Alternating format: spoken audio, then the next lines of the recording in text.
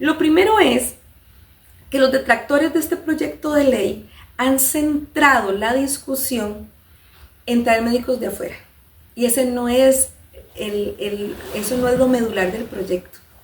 Eso es el plan BC de la situación si no se soluciona el tema de formación y tener el recurso humano en la institución.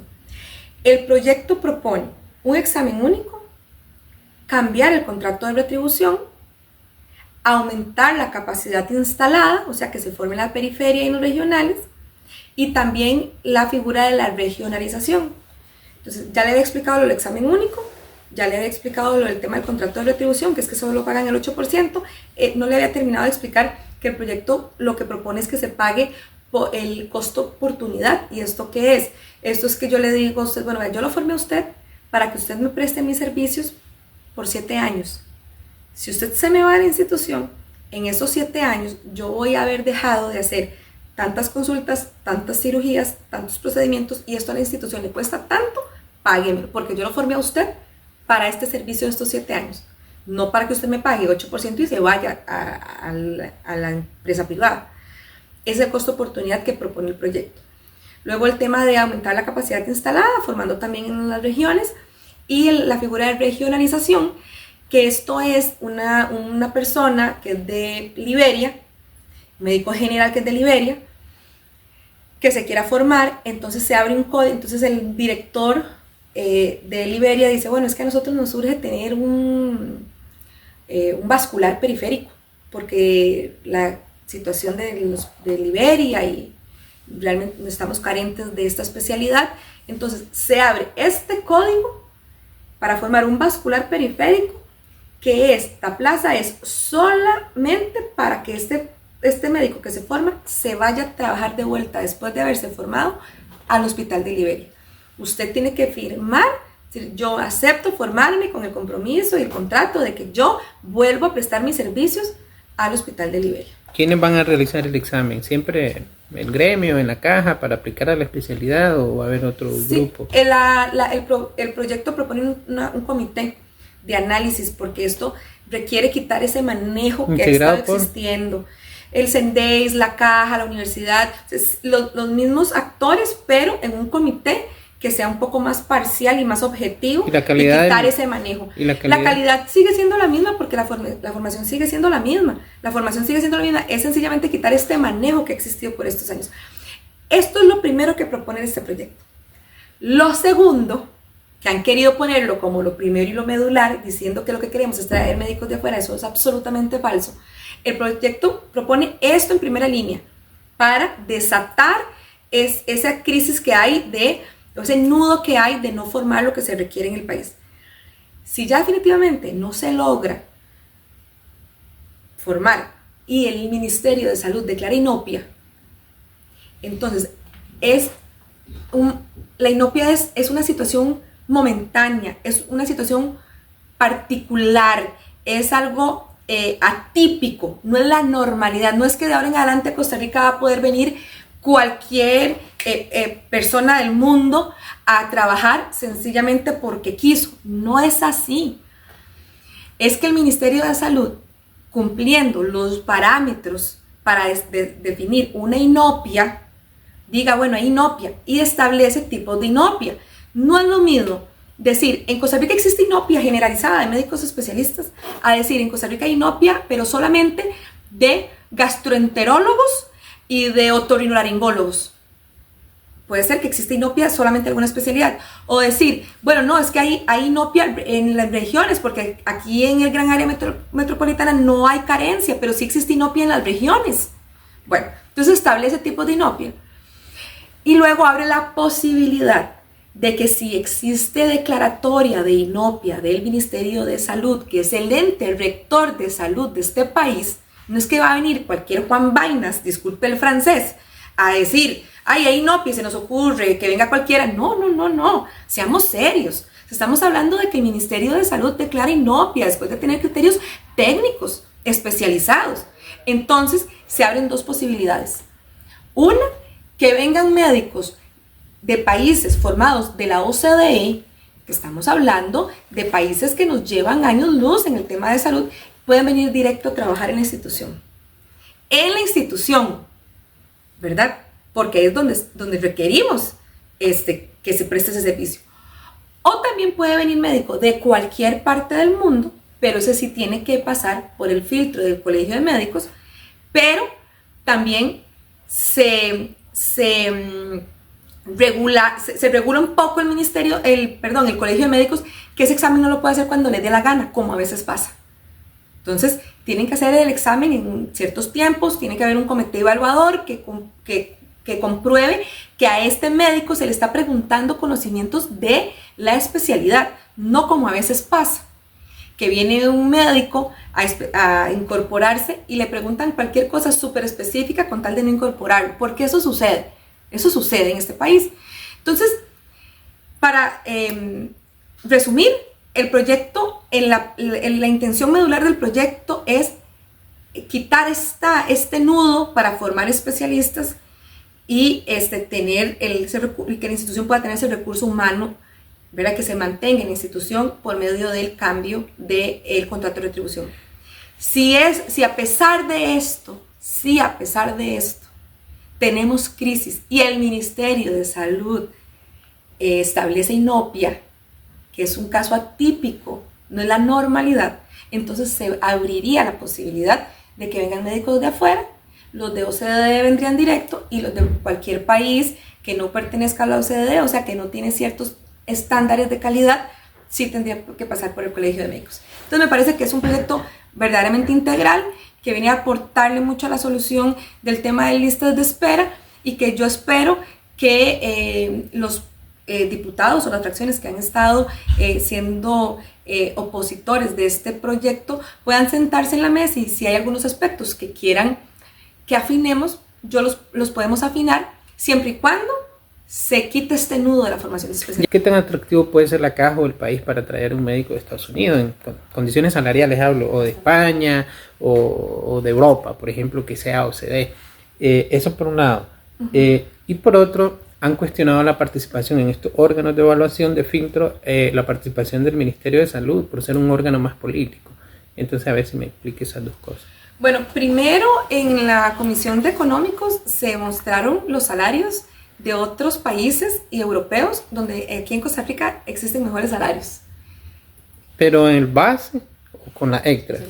No, las dos, digamos, hizo una exposición del doctor, que ahorita olvido el nombre, pero creo que se llama Yerick, donde se hizo una exposición de los tipos de salarios y los diferentes países, que aquí las condiciones se mejoran. Pero su pregunta también es muy importante en la línea de que tampoco creamos que es que la desbandada de médicos de fuera va a ser una cosa tampoco, porque de hecho el doctor Yerick, que es muy técnico en este tema y trabaja para la gerencia médica de la caja, decía que más bien el proyecto hay que afinarlo un poco más, porque hay que darle todavía más condiciones a estos médicos de afuera para que se quieran venir, que así como está planteado tampoco es que van a irse un montón, ¿verdad? Y esto lo digo en la línea de que hay apertura para mejorar el proyecto por un lado, y por otro lado, que más bien se queda corto para que vengan otros médicos. Con respecto al Ministerio de Salud, vamos a ver, el Ministerio de Salud es el ente rector en salud de este país. O sea, querer sacar de la ecuación al Ministerio de Salud, me parece a mí que es querer sacar al Ministerio de Educación de la toma de decisiones en temas de educación. Entonces, eso no tiene sentido. Y otra cosa que quiero terminar diciendo, lamentablemente ya llegó la hora de irme para plenario, es que tuvimos en la caja al gerente médico que dio el criterio negativo a este proyecto. Él era el que estaba en ese momento, y yo le hice preguntas en específico y lo invito, si las quiere ver en la comisión de la caja, y no pudo referirse en contra de ninguno de los aspectos del proyecto de ley. Entonces a mí me llama muchísimo la atención que él esté de acuerdo con el examen único, que esté de acuerdo en que el contrato de retribución no es favorable para la institución, él utilizó esta palabra, que esté de acuerdo en la regionalización, que esté de acuerdo en ampliar la capacidad instalada, pero que haya dado un criterio negativo del proyecto, ¿verdad? Porque ese también ha sido un caballito de batalla de los detractores de este proyecto, el criterio del gerente médico. Entonces el gerente médico dio un criterio por escrito, pero cuando viene a la comisión de la caja, no puede referirse en contra de ninguno de los aspectos o el articulado de este proyecto. Haciendo un análisis concienzudo y objetivo, hay una suma de cosas, ¿verdad? Creo que ha sido falta, que ha existido poca capacidad de gerenciar en muchos aspectos, el invertir más en salud, en algunos casos de infraestructura también. Sí, eso es así. Pero si tuviéramos el recurso humano, esto se opaca un poco. Le explico. En Limón, el Hospital de Limón, del cual yo fui funcionaria muchos años y lo conozco muy bien, está colapsado, ¿verdad? La infraestructura es un problema, sí, está colapsado, ya no hay donde, antes, hace muchísimos años había unos patios enormes donde los pacientes podían salir a tener espacios recreativos, ¿verdad? O de dispersión y esto. Eso ya no existe porque se tuvo que ir construyendo ahí, tras de eso se ha tenido que ir construyendo como de a poquitos, entonces son como construcciones bastante particular, pero ha sido producto de la necesidad. Entonces, ¿la infraestructura es un problema? Sí, pero yo para pensar que los ingenieros del Hospital de Limón tienen 4 paredes para hacer ahí un consultorio, para que el fisiatra tenga donde atender, prefiero tirar las 4 paredes y aunque no sean en las mejores condiciones, tienen ahí su espacio. El tema es que no ganamos nada tirando las 4 paredes si no tenemos el fisiatra.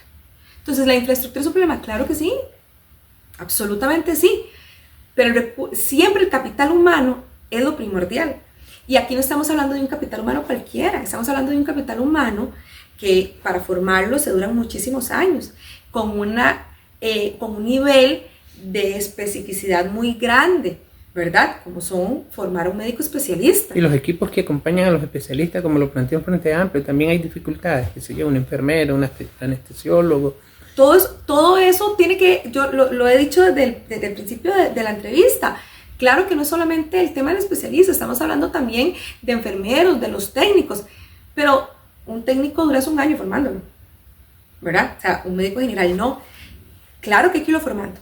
Absolutamente. Este gobierno planteó una alternativa. Recuerdo que doña Marta Esquivel había planteado cuando hubo aquella huelga, yo creo que hace un par de años, generar un nuevo turno para atacar las listas de espera. ¿Eso era posible partiendo de que no hay mucho personal o material humano? Yo no lo veo factible, justamente por la razón que usted está indicando. ¿Qué hacemos? Podríamos tener dos turnos, ¿verdad? 2 jornadas, pero si no tenemos con quién, no. Y además, vamos a ver, hablemoslo de manera práctica y sin tapujos. A un médico general, a un médico especialista le dicen, se van a hacer 2 turnos, se va de la institución. Se va de la institución. Porque el salario es 2 millones ahorita, con el nuevo ajuste, va a llegar a ser 2.800.000, me parece que fue el arreglo que tuvieron. Entonces, si es por turnos, ese va a ser solo el salario, porque no va a tener ni guardias, ni disponibilidades. Entonces, eso no es un salario atractivo. Y hablemoslo de manera objetiva y racional y justa. Haber sido a matar 5 años para sacar una licenciatura y luego hacer una especialidad de 5 años más y ojalá una subespecialidad y tener un salario de 2.800.000, realmente no va a ser atractivo. ¿Y cuánto puede ingresar en el sector privado? ¿Perdón? ¿Cuánto puede generar de ingresos en el sector privado? No, yo ese dato no lo tengo porque eso varía mucho. Varía de la especialidad del médico y varía de la cantidad de pacientes que tenga un médico. Ya eso se torna un tema ya más comercial en la línea de que ya es un tema de cuántos pacientes va a tener este médico, ¿verdad? O sea, yo no me puedo aventurar a dar un número que no manejo, pero sí estamos hablando de muchísima plata. O sea, la seguridad privada deja mucho dinero. ¿Y ahorita por qué renunciaron algunos? ¿Cuál es su visión? Muchos por las condiciones salariales, y yo en eso, ¿verdad? En eso sí coincido y entiendo y comparto que los médicos especialistas tienen que tener buenas condiciones laborales, entonces, tanto en su ambiente como económicamente. O sea, en eso yo sí creo que ellos han estudiado una carrera que les merece ser bien retribuida. Una alternativa puede ser una apertura en la formación, formar un poquito más, pero también mejorar las condiciones salariales. Claro, ellos hoy por hoy, digamos, los médicos de la institución, con su salario base, más las guardias y las disponibilidades, ellos logran tener un salario bien bueno, ¿verdad?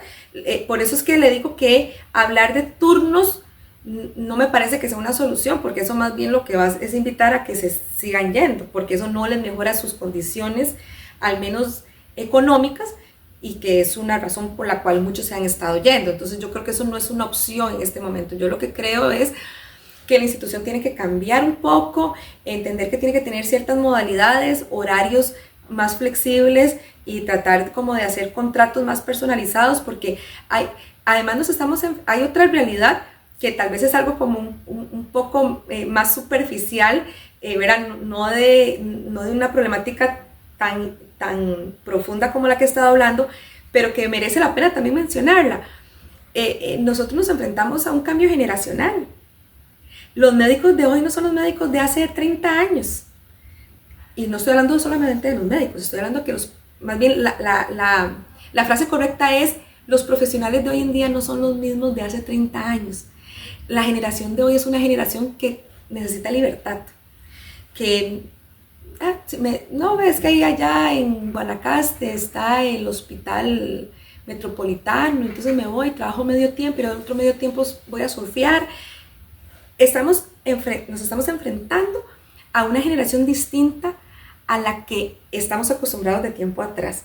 Eso obliga a que la institución también cambie, porque entonces puede venir un médico oftalmólogo con una subespecialidad en córnea que se fue a formar y subespecializar y viene y dice: yo quiero trabajar para la institución, pero quiero solo trabajar medio tiempo.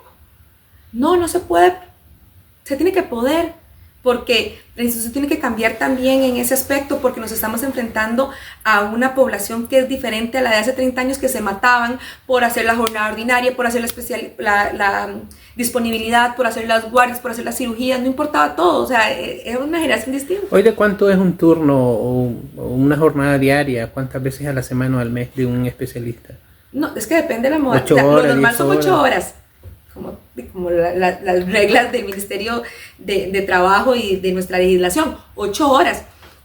Lo que pasa es que los médicos especialistas tienen disponibilidad también. Esto es, que el médico, por ejemplo, no tiene que estar en la institución, pero no sé, un médico cirujano o pediatra, llega un niño con una apendicitis y él no está en la institución, pero tienen que operarlo, entonces lo llaman y él llega, va y lo opera, y ya luego se puede ir de la institución. Solo está en una disponibilidad, tiene que estar en un radio de disponibilidad de un tiempo. Esa es una modalidad.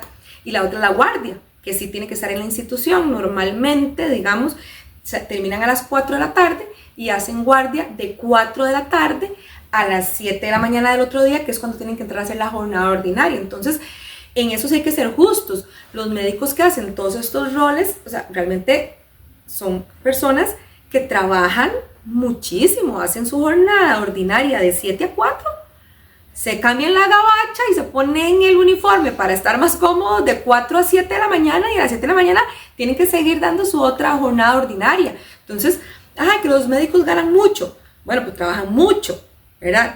Yo en eso sí, digamos, entiendo completamente eso, y el problema no está ahí.